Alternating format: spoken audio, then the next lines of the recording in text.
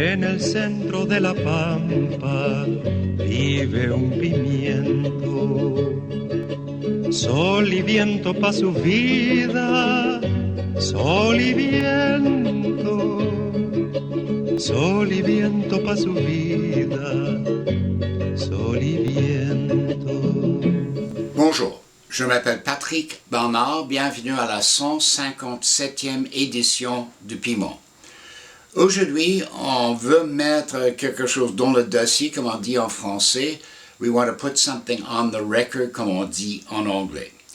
Le 4 mai 2022, j'étais le représentant de la Coalition verte devant la Commission permanente sur le schéma d'aménagement et de développement de Montréal.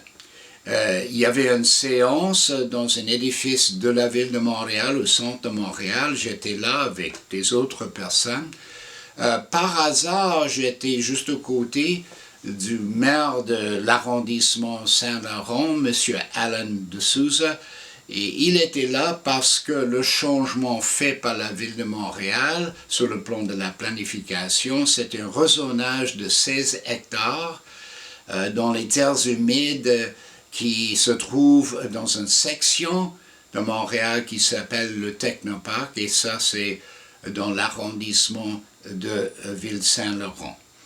Alors, j'étais là pour la Coalition verte.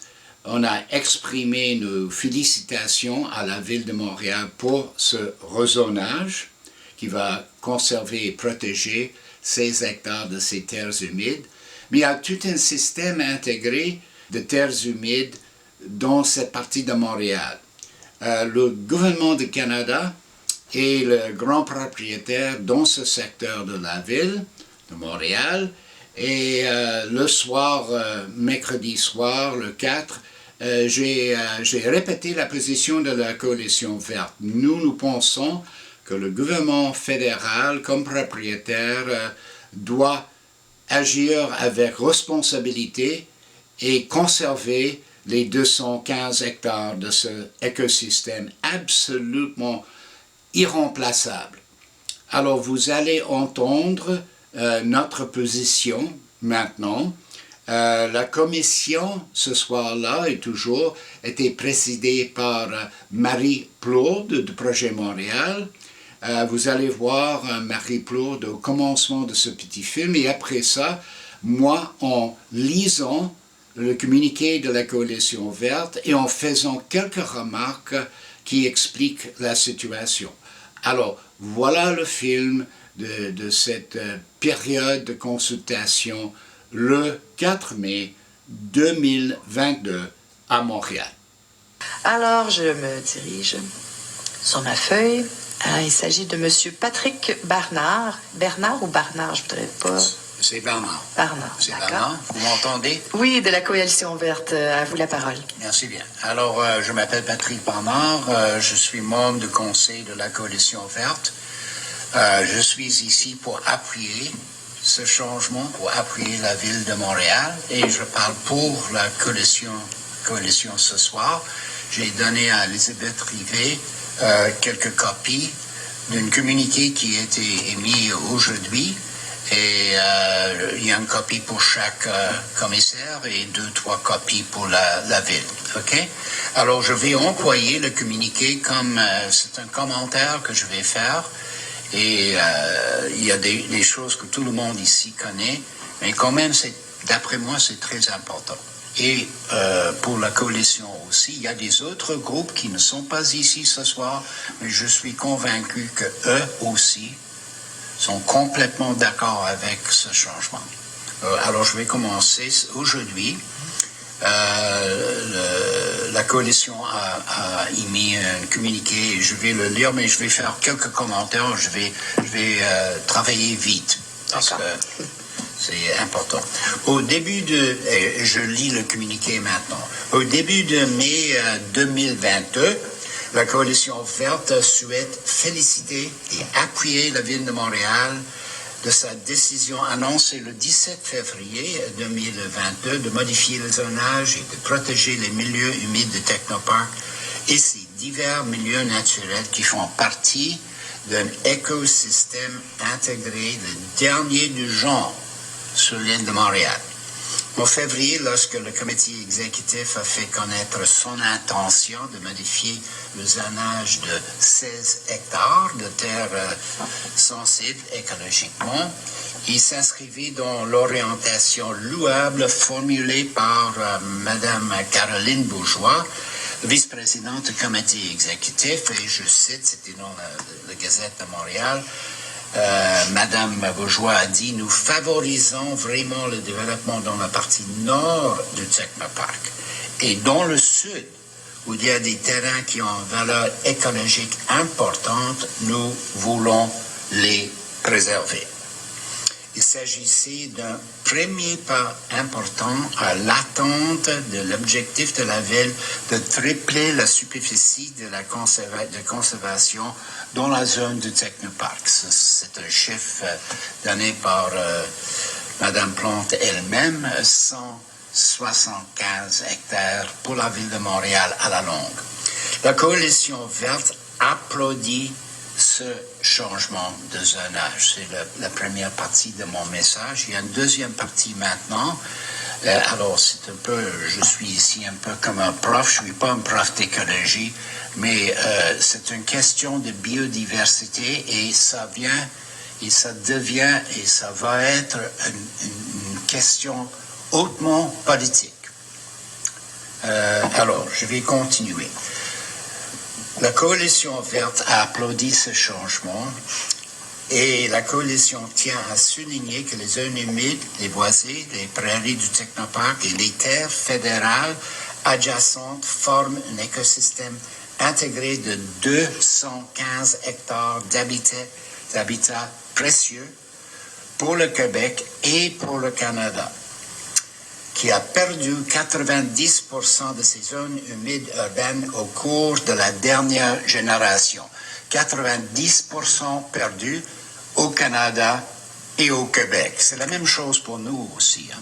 C'est quelque chose qu'on voit partout. La majeure partie de cet écosystème, qu'on appelle le système Technoparc, au nord de l'aéroport de Montréal, se trouve justement sur des terres appartenant au gouvernement canadien. Alors, je suis ici ce soir parce que c'est public. Je vais être honnête pour faire de la pression sur le gouvernement fédéral parce que c'est quelque chose qui est visé par la ville de Montréal. On est complètement d'accord. Il y a des discussions et je pense que c'est maintenant le tour pour le Canada de faire ce qu'il faut faire. Alors, cet écosystème est important. Pourquoi? Parce que c'est un îlot de biodiversité. Ça, c'est un terme technique maintenant parmi les scientifiques.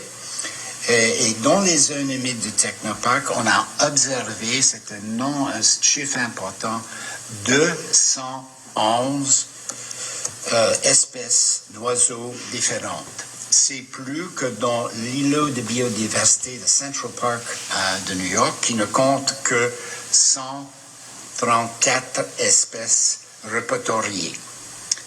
Qu'est-ce que ça veut dire, ce comparaison-là? Pour moi, c'est très important. Ça veut dire que nous avons ici à Montréal un îlot de biodiversité qui est, dans un certain sens, plus important que Central Park. Central Park, c'est le lieu où on a ce qu'on appelle en anglais le Central Park Effect. Qu'est-ce que c'est ça, le Central Park Effect? Dans un milieu urbain, les oiseaux, ils vont trouver leur habitat. Ils vont trouver ces habitats.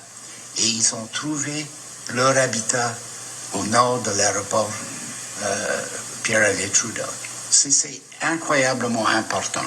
Et c'est M. Joël Coutu, comme vous savez, qui a publié cette information-là pour les gens ici à Montréal. La fragmentation est le pire ennemi d'un écosystème humide. C'est d'ailleurs à la fragmentation que le Canada et le Québec ont déjà perdu tant de milieux humides, surtout dans le secteur urbain.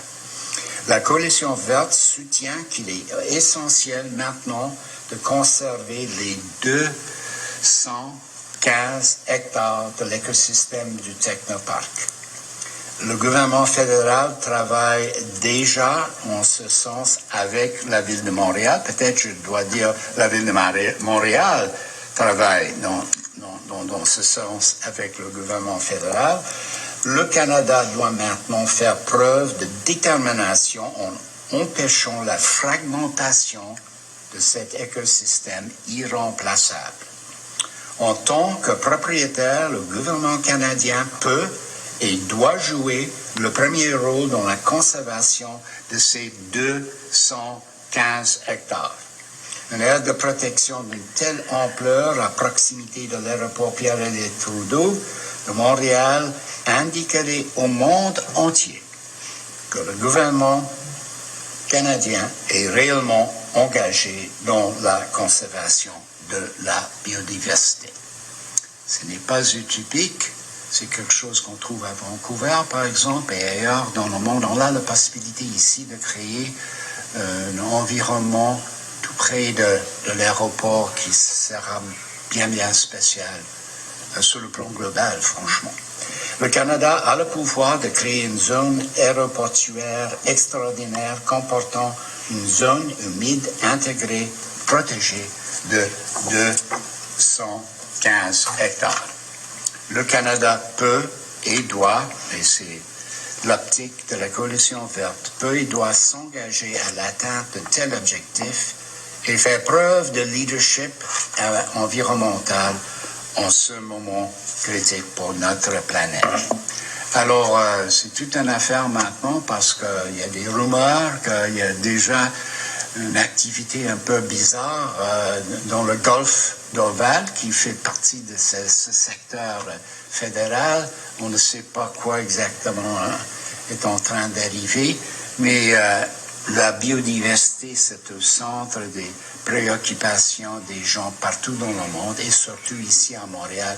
Et on est absolument, j'étais en train de dire, ravi de voir que la ville de Montréal prend ses responsabilités au sujet de la biodiversité.